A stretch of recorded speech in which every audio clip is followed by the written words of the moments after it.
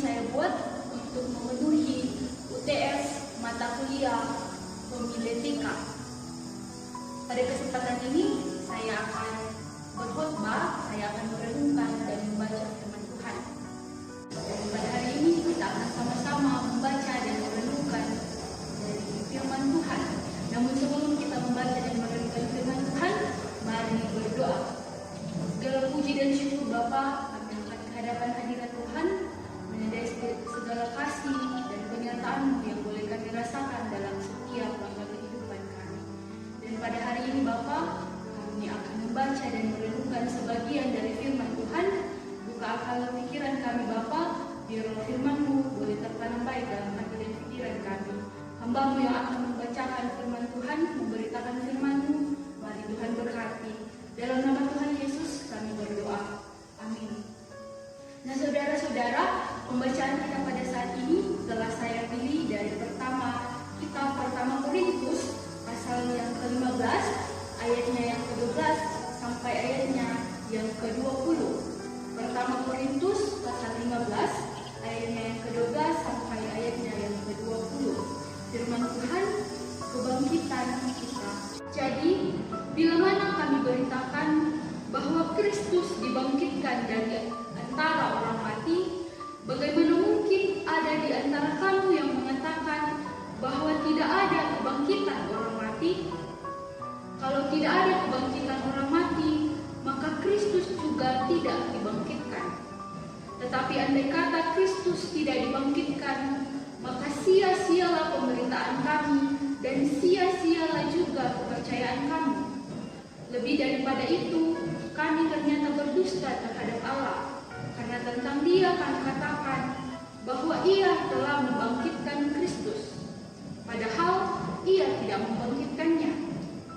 Kalau andai kata benar bahwa orang mati tidak dibangkitkan, sebab jika benar orang mati tidak dibangkitkan, maka Kristus juga tidak dibangkitkan. Dan jika Kristus tidak dibangkitkan, maka sia-sialah kepercayaan kamu dan kamu masih hidup dalam dosamu. Demikianlah binasa juga orang-orang yang mati dalam Kristus. Jikalau kita hanya dalam hidup ini saja menaruh pengharapan pada Kristus, maka kita adalah orang-orang yang paling malang dari segala manusia. Tetapi yang benar ialah bahwa Kristus telah dibangkitkan dari antara orang mati sebagai yang sulung dari orang-orang yang telah meninggal. Yang berbahagia adalah setiap kita yang mendengarkan firman Tuhan dan melakukannya. Saudara-saudara yang sama dikasihi Tuhan, melalui pembacaan kita pada saat ini, saya simpulkan dalam satu tema, yaitu hidup yang berharga. Hidup yang berharga. Saudara-saudara, saya teringat akan satu penggalan syair lagu dalam Pelukan Kidung Jemaat 178. Di situ mengatakan, karena Yesus hidup ada hari esok. Karena Yesus hidup ada hari esok. Mungkin saya akan nyanyikan sedikit. Lagunya seperti ini. Karena Yesus hidup ada hari esok. Karena Dia hidup, ku tak gentar. Dan aku tahu hari esok di tangannya. Dan hidupku berarti karena hidupnya. Nah saudara-saudara, dari lagu tadi jelas dikatakan bahwa karena Yesus hidup, karena ada Yesus, maka kita itu sangat berarti.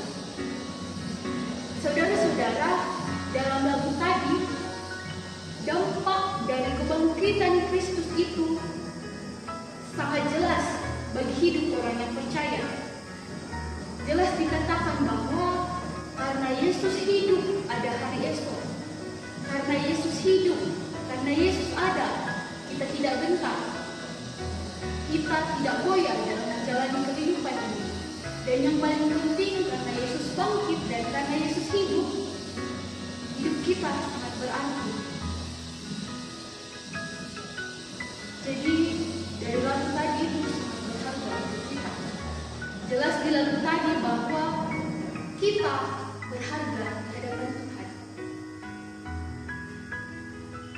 Bacaan hari ini menekankan keterkaitan antara kebangkitan Kristus dengan kebangkitan orang percaya di masa yang mendatang. Dalam pembacaan kita tadi menjelaskan tentang kebangkitan kita, yang mengaitkan tentang kebangkitan Kristus dan kebangkitan kita di masa yang akan datang. Dalam pembacaan kita pada saat ini yang terambil dari pertama Korintus pasal 15 ayatnya yang ke-12 sampai ayatnya yang ke-20, Rasul Paulus menyampaikan hal ini. Rasul Paulus menekankan pembacaan ini, menekankan ayat ini. Sebab di jemaat pada saat itu, jemaat Korintus pada saat itu, ada orang-orang yang meragukan, ada orang-orang yang tidak percaya akan adanya kebangkitan setelah kematian. Jadi jemaat-jemaat di Korintus pada saat itu tidak percaya. Mereka meragukan adanya kebangkitan setelah kematian. Jelas pada pembacaan kita tadi, kita dapat melihat kembali ayatnya yang ke-12.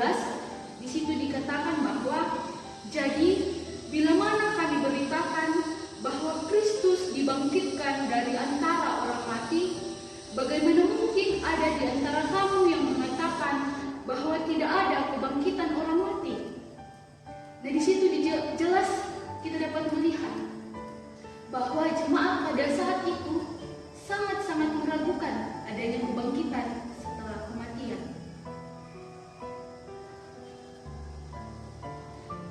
Untuk itu, saudara-saudara, Rasul Paulus menyampaikan kepada jemaat di Korintus bahwa kebangkitan itu adalah sesuatu yang nyata. Kebangkitan itu adalah sesuatu yang nyata. Bukanlah merupakan pemberitaan yang kosong. Bukanlah merupakan pemberitaan yang tidak benar atau dusta. Jadi kebangkitan itu adalah sesuatu yang sangat benar, sesuatu yang sangat nyata.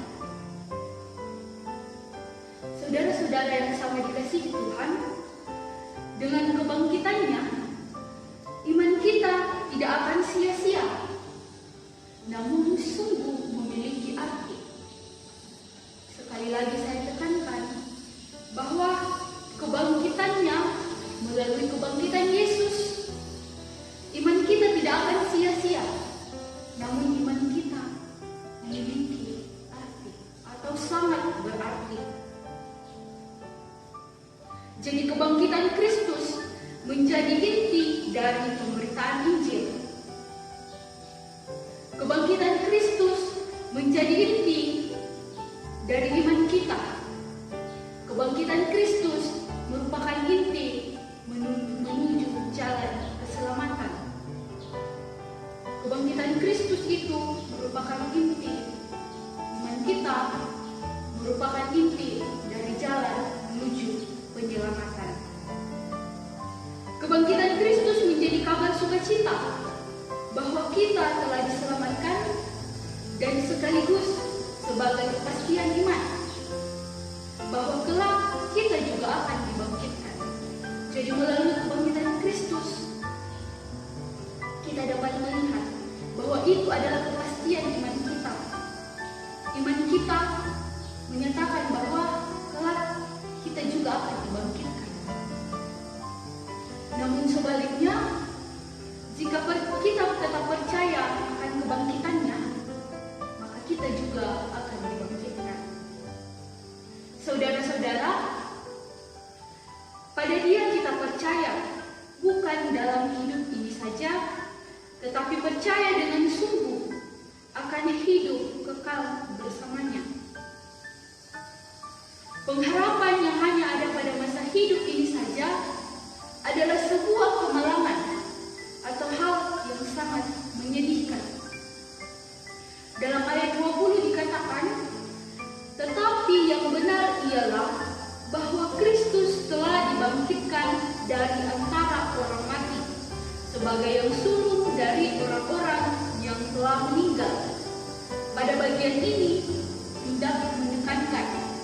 Jadi pada ayat 20 ini ada dua hal yang ditekankan. Yang pertama, kebangkitan Kristus adalah kepastian bagi kehidupan orang percaya di masa sekarang dan masa yang akan datang. Jadi melalui kebangkitan Kristus, kepastian bagi kehidupan orang percaya di masa sekarang dan masa yang akan datang. Dan yang kedua, karena Yesus bangkit, ada hari esok. Seperti lagu kita di awal tadi, karena Yesus hidup, ada hari esok. Karena Yesus bangkit, ada hari esok. Dan karena Yesus bangkit, hidup kita ini sangat berarti. Saudara-saudara yang sangat dikasihi Tuhan, sungguh satu kebahagiaan bagi kita bahwa kita memiliki iman di dalam Kristus yang bangkit. Kita bahagia, kita memiliki kebahagiaan ketika Kristus bangkit, karena kita juga memiliki peran di dalamnya. Saudara-saudara, kita dipanggil untuk sungguh percaya pada Kristus. Karena itu, jangan lepaskan imanmu dari Kristus dan tetaplah di dalam Dia. Sekali lagi saya tekankan, jangan lepaskan imanmu dari Kristus dan tetaplah di dalam Dia. Iman kita kepada Dia menjadikan hidup ini berarti dan tidak sia-sia.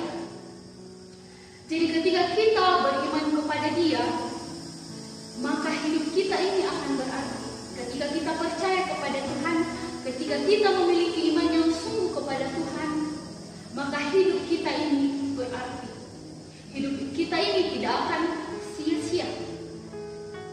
Di dalam kuasanya ada kemenangan dan kekuatan untuk menghadapi tantangan dan pergumulan hidup.